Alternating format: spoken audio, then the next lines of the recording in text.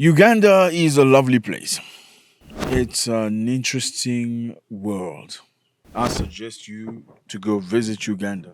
Yeah, if you're, you know, from America, from the Caribbeans, you need to go visit Uganda. You definitely need to go see that place. They are the partiest people I've seen in Africa. They party more than you, trust me. You see them on Monday, Tuesday, Wednesday, they party. Thursday, Friday, Saturday. They don't care on a Sunday, 3 o'clock in the morning. They are still jamming and going to work early in the morning the next day. Very pleasant place. I've had some of the best time ever. If you're African and you're looking into seeing to the next African country and perhaps explore, which I think it's a beautiful thing, go check Uganda. They call it the Pearl of Africa. Amazing. Now, there's something I need to tell you. In life, you hear some people say you gotta be strong. You need to speak your mind, speak your voice.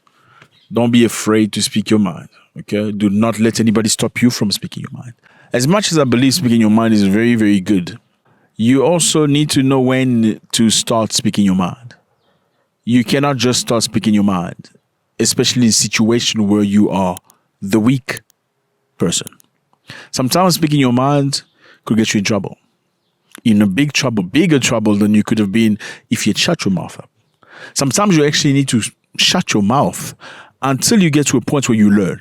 You know, let's say you're learning from somebody, you're working for somebody who's not necessarily a nice person or disrespectful. Do you have to speak your mind immediately? Well, sometimes you don't. Sometimes you can. But that means you're not going to have a job. Sometimes you do not speak your mind until you get to learn from that person. Until you can be independent, until you have an option, then you can speak your mind. So I think it's very interesting to be wise. Speak your mind when you can speak your mind. Okay? All right. So we're going to look into this president, African president from Uganda, Yoweri Museveni. Very interesting figure. He says some of the most interesting things and some of the most craziest things. We're going to look into it now and make a comment right after. Okay, let's go. Taking Uganda a step backwards, that you are not protecting the freedoms and the rights and the choices of the Ugandan people. So how do you respond to that? And specifically, President Obama has said he was deeply disappointed by Uganda's move and says that it would complicate US-Uganda relations. I've listened to everything that you've said in the statement.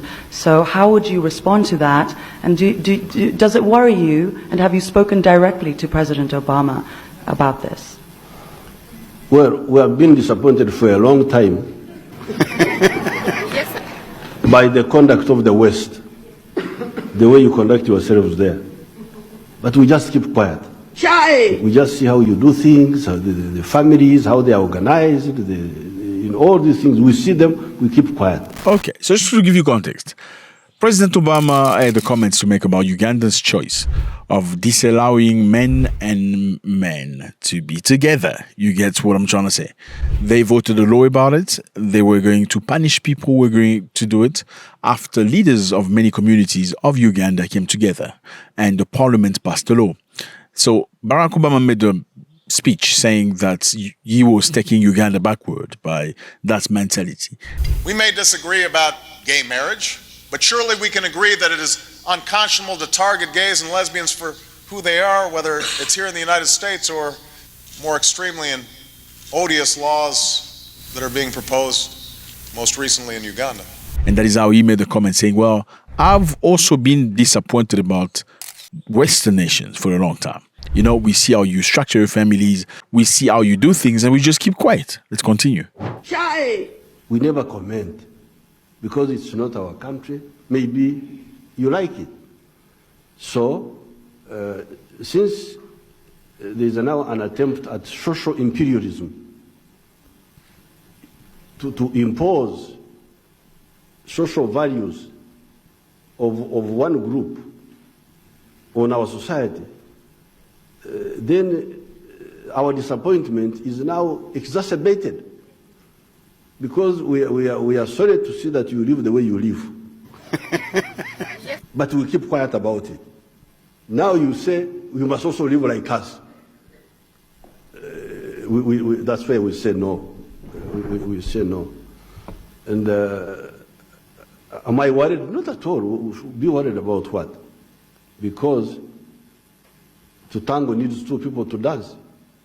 If the West doesn't want to work with us because of homosexuals, then we have enough space here to live by ourselves and do business with other people. So you must remember here that Museveni, many years ago, was a very good friend of America, okay? So he didn't voice himself. He didn't express himself this way many years ago. Like I said earlier, sometimes you need to lay low until you sit down, until you're strong enough, then you can start speaking out your mind. Let's go to the next one. I'm tired of all these stories. These neo-colonial civil servants who have been holding us back, I have put my foot down. Say, I don't want to hear those stories. And Uganda is developing and it will develop because I don't entertain that nonsense anymore. I banned the export of minerals from Uganda. So when I banned them, they are flocking in now. They have opened 7 gold refineries. So this is very interesting. He said he had banned export of raw minerals out of Uganda. And after he did that, they came and opened processing plants in Uganda. He's talking about private sector, okay? One of the biggest problems of Africa is people like to export things raw. They export timber raw to Dubai. Then Dubai sells them furniture. Can you believe that? Africa is the best timber in the world. They export them. You're talking about Cameroon, Gabon, and some of these countries. They export timber to these European and Western nation countries. Then Dubai sells them furniture at a very high price. Unbelievable. So the president of Uganda said, I'm not exporting any raw materials anymore. We're done with that. Okay? And after he did that, all those private sector people came to Uganda to open processing plant. Processing plant, obviously, that gives Ugandans opportunities to get jobs, to get money movement, to get expertise on how to function a processing plant. Isn't that beautiful? Let's go to the next one. If the Parliament passes this legislation pushing for life imprisonment for homosexuality, will you block that legislation? It will depend what the life sentence is for. Is it for promotion, for instance, recruiting young children into that practice by offering money? That's where the problem is. Inducement, manipulating, using money which they collect from the West. That's what I would also not like. So basically, Mr. Museveni is talking about the law that they had voted, prohibiting men from being with other men. So the law said if you go and recruit people in Uganda into becoming like you, meaning, liking other men, they're going to throw you in jail. Okay, and if you happen to have that disease, that disease that doesn't have a cure, and you go and have, toof, pluff, fluff, you go and have fluff with somebody and you contaminate them, you're going to be sentenced to death. That's the law in Uganda. Now, he's just explaining to the journalist, it's very, very, very provocative journalist, this is the law. If you go recruiting people, if you bring money to children, because apparently, as per what we understand here, people are getting money from organization across the world to encourage those practices in different places. They call it support. Now, Uganda has restricted that. Should we condemn him or should we respect their law? Because apparently every country has its law, right? In Saudi Arabia, they don't authorize that. But do they put pressure on Saudi Arabia? No, they don't. They don't put pressure on Saudi Arabia. Because of what? Because of the oil, the power. They need Saudi Arabia as an ally. But you know what? Uganda is a small little African country. You can go put pressure on them and tell them what to do. That's what it is. Let's go to the next one. The mouth is for eating. The mouth is for eating. Okuria, cham. The mouth is for eating, not for sex. We know the address of sex. We know where sex is. No, we have been hearing about it, but we don't talk about it. If people are doing it, maybe let's leave them alone. Let's deal with the electricity, the roads. There's no argument. But since they insist, so we'll have now to come out and say, please.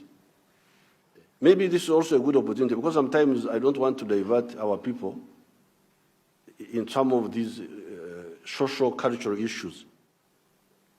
But this is a good time. Now, this is not sex. This is eating.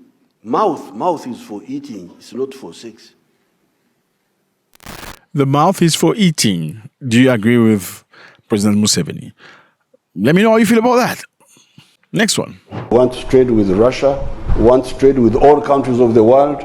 We don't believe in being enemies of somebody's enemy. No, we want to make our own enemies, not fight other people's enemies.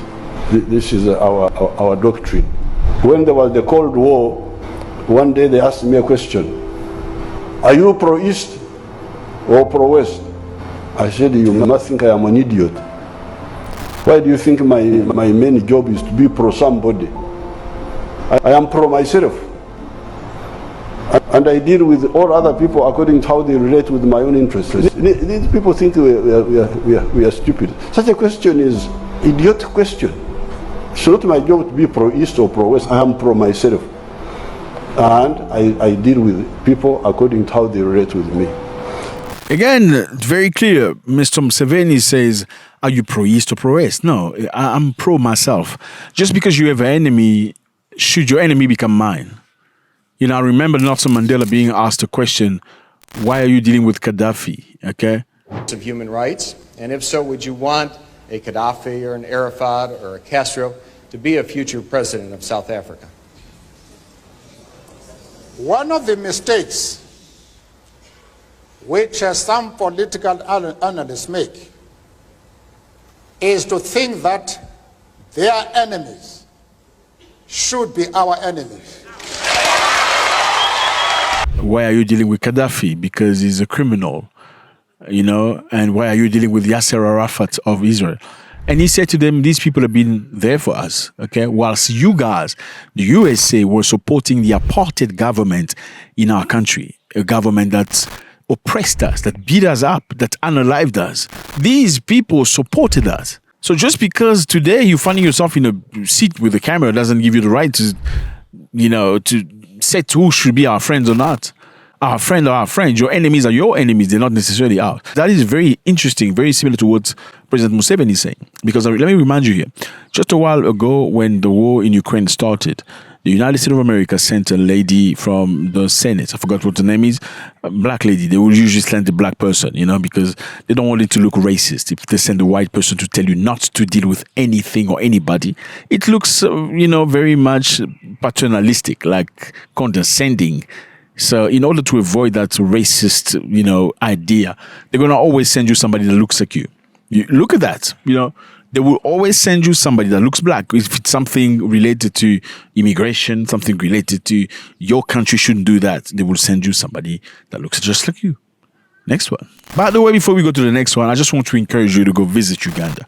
Uganda really is a very interesting place. Trust me, I'm not being paid to go to. Oh, matter of fact, if the tourism of Uganda want to pay me for that, then great. You know, reach out to me. I'm sure you know how to do. But you gotta go visit Uganda. Very interesting people, lovely ladies. You wanna? I know you like nyash, right? You do like nyash. There's nyash and nyash. Nyash is quality, my brother. I'm not even joking. No, I don't know. I'm just kidding. I just see from the, you know, when you look at people walking. You know, you see the dress and stuff. But also the mannequins. You know what mannequins are?